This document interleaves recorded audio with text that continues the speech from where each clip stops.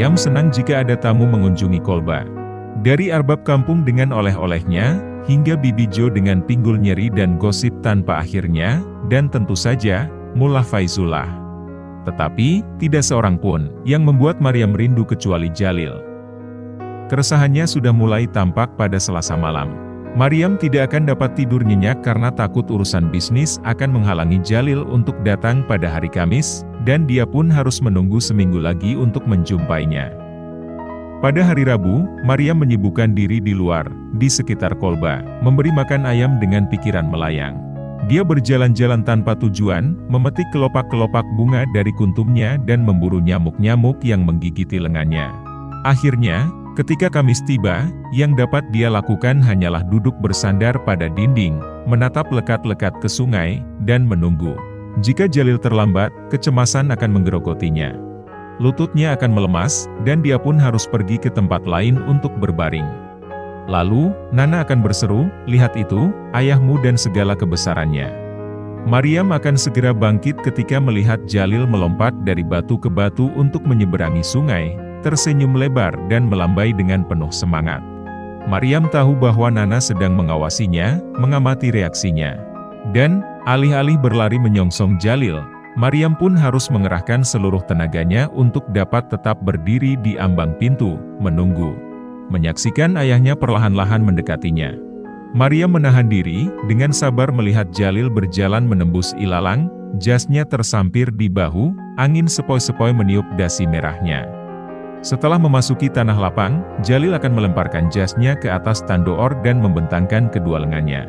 Maryam akan berjalan, dan akhirnya berlari, menyongsongnya, dan Jalil akan memeluknya erat-erat dan melontarkannya tinggi-tinggi.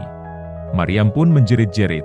Saat terlontar di udara, Maryam akan melihat wajah Jalil yang menengadah di bawahnya, senyumnya yang lebar, batas rambutnya yang dalam, dagunya yang belah, tempat yang pas untuk ujung jari kelingking Maryam. Giginya, yang terputih di kota dengan semua penduduk bergigi busuk. Maryam menyukai kumisnya yang selalu rapi, dan kenyataan bahwa tanpa memedulikan cuaca, Jalil selalu mengenakan setelan ketika datang berkunjung. Coklat tua. Warna kesukaan Maryam, dengan segitiga putih yang terbentuk dari sapu tangan di saku dadanya, juga kancing manset dan sehelai dasi, biasanya merah, yang terikat longgar. Maryam juga bisa melihat dirinya sendiri, terpantul di mata coklat Jalil. Rambutnya mengembang, wajahnya cerah ceria, langit terbentang di atasnya. Kata Nana, suatu hari nanti Jalil akan gagal menangkapnya. Dan Maryam pun akan merosot dari jemarinya dan jatuh menghantam tanah, tulangnya patah. Tetapi, Maryam yakin Jalil tidak akan pernah membiarkannya terjatuh. Dia yakin bahwa dirinya akan selalu aman di tangan bersih dan berkuku rapi milik ayahnya. Mereka duduk di luar Kolba, di tempat yang teduh, dan Nana menyajikan teh. Jalil dan Nana saling menyapa dengan senyuman canggung dan anggukan kepala. Jalil tidak pernah mengungkit-ungkit tentang lemparan batu ataupun sumpah serapah Nana. Meskipun selalu menjelek-jelekan Jalil ketika dia tidak ada, Nana bersikap tenang dan sopan ketika pria itu berkunjung. Rambutnya selalu dikeramas bersih. Dia menggosok gigi dan mengenakan jilbab terbaiknya. Dia duduk diam di kursi di seberang Jalil, meletakkan tangan di pangkuan. Dia tidak menatap Jalil secara langsung dan tidak pernah menggunakan bahasa kasar di dekatnya. Ketika tertawa, Nana menutupi mulutnya dengan kepalan tangan untuk menyembunyikan giginya yang buruk. Nana menanyakan kesibukan Jalil, juga istri-istrinya. Ketika Nana mengatakan kepada Jalil tentang kabar yang telah didengar olehnya dari Bibi Jo, bahwa istri termudanya, Nargis, sedang menantikan kelahiran anak ketiga, Jalil tersenyum sopan dan mengangguk. "Wah, tentunya Anda bahagia," kata Nana. "Sudah berapa anak Anda sekarang?" 10, ya, Masya Allah, 10. Jalil mengatakan, ya, 10. 11, jika Anda juga menghitung Maryam, tentu saja. Kemudian, setelah Jalil pulang, Maryam dan Nana akan sedikit berselisih tentang hal ini. Menurut Maryam, Nana telah menjebak Jalil. Setelah minum teh bersama Nana, Maryam dan Jalil selalu memancing di sungai. Jalil menunjukkan kepada Maryam cara melemparkan umpan dan menarik ikan trout. Dia menunjukkan cara yang tepat untuk memotong trout, membersihkannya, dan melepaskan dagingnya dari tulang hanya dengan satu gerakan. Jalil menggambar untuknya, sementara mereka menantikan ikan memakan umpan. Menunjukkan padanya cara menggambar gajah tanpa sekalipun mengangkat pena dari kertas. Jalil juga mengajari Maryam menyanyi. Bersama-sama, mereka melantunkan, burung tralala trilili, berdiri di pinggir kali, anak bawang minum di pinggir, syut, dan jatuhlah dia ke air. Jalil membawa kliping dari koran Herat, Ittifaqi Islam, dan membaca untuk Maryam.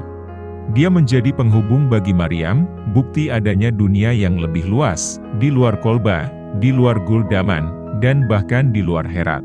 Dunia dengan presiden-presiden yang namanya sulit disebutkan, dunia dengan kereta api, museum, dan sepak bola, juga roket yang melesat dari bumi dan mendarat di bulan, dan setiap Kamis, Jalil membawa potongan dunia itu bersamanya ke Kolba. Jalil pula yang memberitahu Maryam, pada musim panas 1973 ketika dia berusia 14 tahun, bahwa Raja Zahir Shah, yang telah memerintah Kabul selama 40 tahun, telah digulingkan dalam sebuah kudeta tanpa pertumpahan darah. Sepupunya, Daud Khan, melakukan kudeta ini ketika Raja sedang mendapatkan perawatan medis di Italia. Kau masih ingat Daud Khan, bukan? Aku pernah menceritakan kepadamu tentang dia. Ketika kau lahir, dia menduduki jabatan Perdana Menteri di Kabul.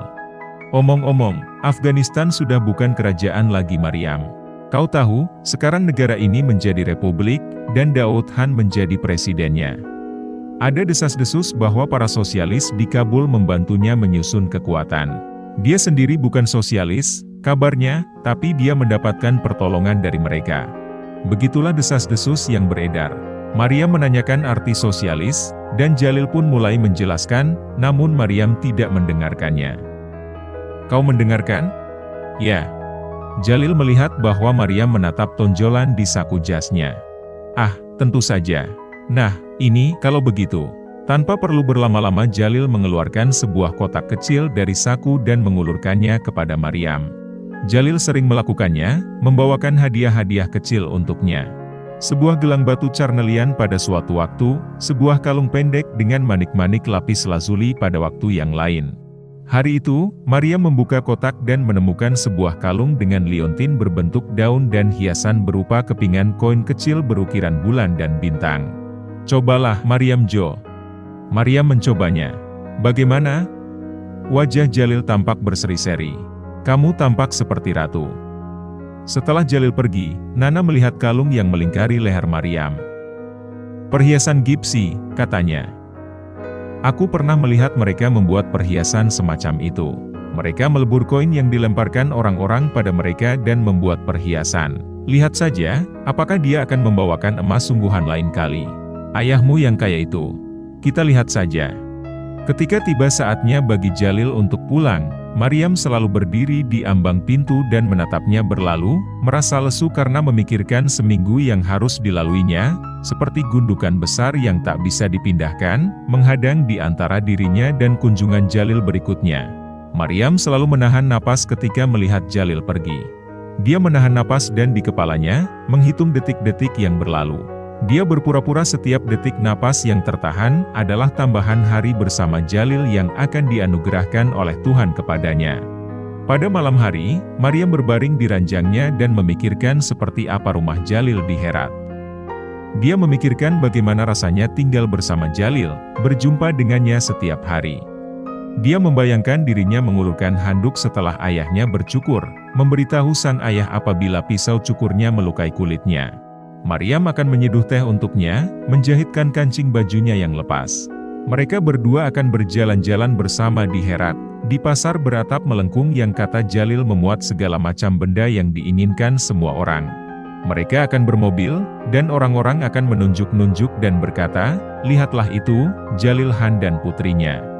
Jalil akan menunjukkan kepada Maryam pohon terkenal yang menandai kuburan seorang pujangga. Pada suatu hari nanti, Maryam memutuskan, dia akan memberitahukan pikirannya kepada Jalil. Dan, ketika Jalil mendengarnya, ketika dia melihat betapa Maryam merindukannya saat dia pergi, dia tentu akan membawa Maryam bersamanya. Dia akan membawa Maryam ke Herat untuk tinggal di rumahnya, seperti anak-anaknya yang lain.